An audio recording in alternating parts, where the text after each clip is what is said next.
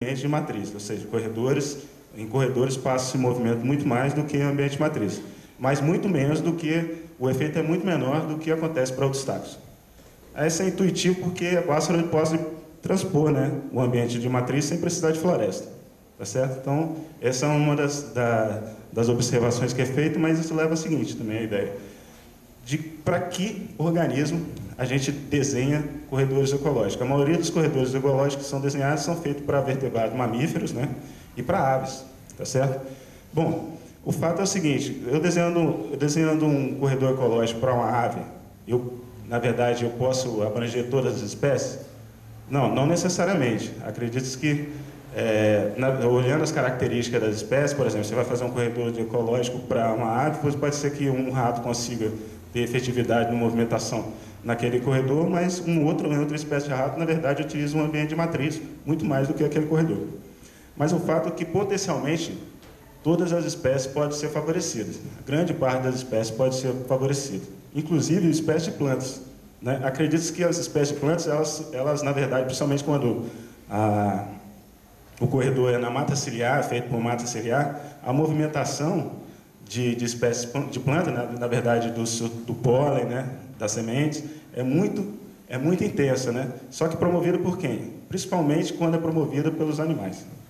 Tá bom, próximo. Uma outra questão que eles levantaram é se recentes mudanças nas concepções do estudo de corredores influenciaram as condições sobre a eficácia do corredor. Essa pergunta é interessante, porque é o seguinte, o pessoal na década de 90 fazia o corredor de qualquer maneira, mas o pessoal começou a ter um monte de crítica com relação aos corredores e começou a ter um estudo mais direcionado para corredores. Então nós temos vários projetos no mundo que são projetos que manipulam, fazem experimentos manipulados, né, sobre a questão dos corredores, e eles têm mudado, eles sabem que o corredor ecológico pode aumentar o tamanho, pelo menos teoricamente, poderia aumentar o número de espécies, né, entre os fragmentos, poderia aumentar o tamanho da população. Então eles têm modelado essa situação, né, aumentando o tamanho do fragmento para mais do que ele é originalmente, aumentando o tamanho do corredor, modelando a distância do corredor entre fragmentos. Só que o fato é o seguinte, comparando estudos que fizeram isso e estudos que não fizeram isso, ou seja, os corredores são naturais, estudo onde houve controle da área, estudo que não houve controle da área, não houve diferença na movimentação, os dois foram igualmente efetivos, tá certo? Então, isso é interessante, porque mostra que, às vezes, algumas estratégias que a gente está tomando, pelo menos nesse caso da movimentação, não na quantidade de espécies ou a quantidade de indivíduos, o número de indivíduos na população, pode não estar sendo efetivo, né? Para esse objetivo de movimentação, pode não ser efetivo, pode ser um gasto de recurso, um dispêndio de recurso desnecessário. Próximo. Além disso, mostrou o seguinte, que os experimentos manipulados, os experimentos onde os corredores foram criados e os fragmentos foram criados para o estudo, mostrou-se menos eficaz do que os experimentos naturais. Na verdade, intuitivo, né? Aproveitando os remanescentes que existem entre fragmentos. Então, isso mostra o seguinte também, que na verdade às vezes vale muito mais a pena, pode ser que vale muito mais a pena a gente conservar uma paisagem, né, ainda em condições de servir como habitat ou corredor, do que criar, na verdade, corredores. Tá certo? Próximo. Bom, a conclusão é a seguinte desse estudo. Corredores aumentam o movimento de espécies na paisagem fragmentada. Não foi investigado se o corredor ou a matriz foi suficiente para manter a viabilidade populacional. Simplesmente se observou se movimenta mais ou menos. Tá? Mas é necessário que observe essas condições em estudos posteriores. Poucos estudos que ele analisou examinaram se os corredores aumentam o tamanho da população e a diversidade genética da espécie. É uma pergunta super interessante, só 12 estudos dos 36, se eu não me engano, fizeram isso, então aí não tinha muito dado para poder inferir sobre essa situação. Bom, e ele recomenda aí que estudos de longo prazo são necessários para saber se a movimentação devido aos corredores realmente reduz o risco de extinção da espécie.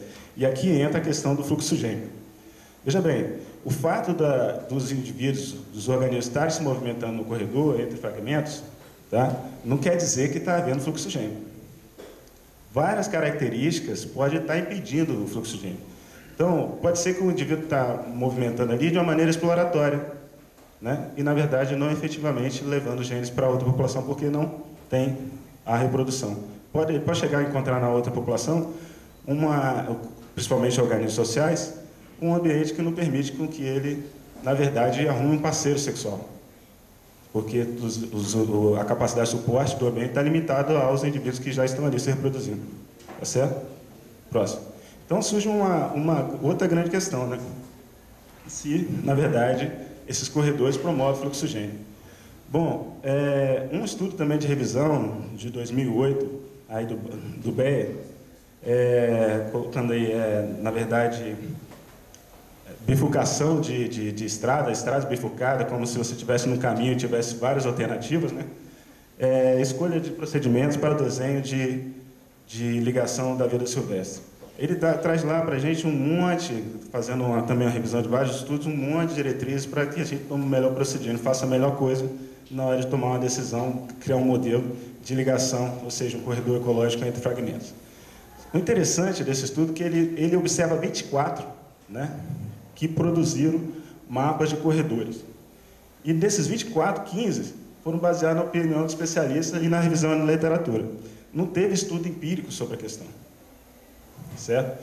Então, ele chama atenção para essa situação, né? E propõe justamente um método, uma forma de a gente trabalhar isso mais empiricamente. Tá? 7 desses 24 modelaram a resistência da paisagem para o fluxo gênico com base no modelos de hábitats ou dados de telemetria. Veja bem, isso parece um pouco, ele faz crítica com relação a isso, parece um pouco inadequado, como falei para vocês, na verdade, a movimentação de indivíduos não requer que haja, não é a mesma coisa que dizer que está existindo um fluxo gênico, certo? Para você saber disso, saber que se está existindo fluxo gênico, é ideal usar outra metodologia, usar marcadores, dados genéticos, né? E apenas um estudo desse 24 usou realmente dados genéticos para relacionar gradientes ambientais e fluxo gênico no caso, foi feito com carneiro selvagem do sul da Califórnia, em 2007.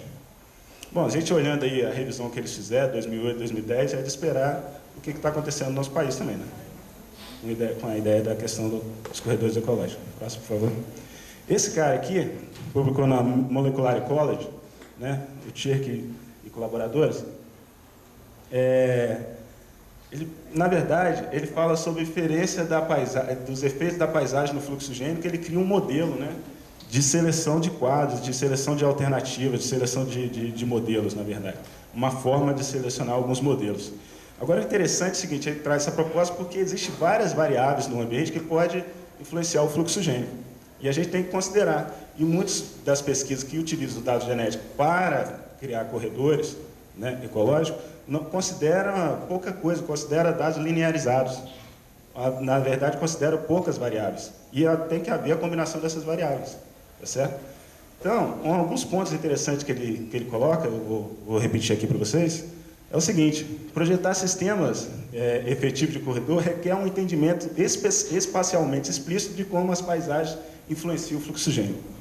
Um outro ponto: poucos estudos empregam dados empíricos para derivar modelos de resistência ao fluxo gênico na paisagem. A maioria é com base na ideia do pesquisador, no intuito do pesquisador. E só que o fluxo gênico é muito difícil de intuir, mesmo que o pesquisador conheça muito bem a espécie, né? Mas não descarta também a experiência do pesquisador, principalmente para levantar as hipóteses, né? Para ver quais variáveis no ambiente que pode estar, na verdade, proporcionando, governando o fluxo gênico e, na verdade, testar se realmente está havendo, se essas variáveis estão realmente governando o fluxo gênico e se deveriam ser consideradas no modelo, né? Então, esses modelos criados pelos pesquisadores deveriam ser validados antes de serem colocados em prática, mas isso não acontece, tá? Pelo menos para a maioria dos estudos que foram revistos. O melhor método para modelar a resistência ao fluxo gênico é a utilização de dados genéticos. devido àqueles problemas. Usar a telemetria, usar a pegada, usar o ambiente. Na verdade,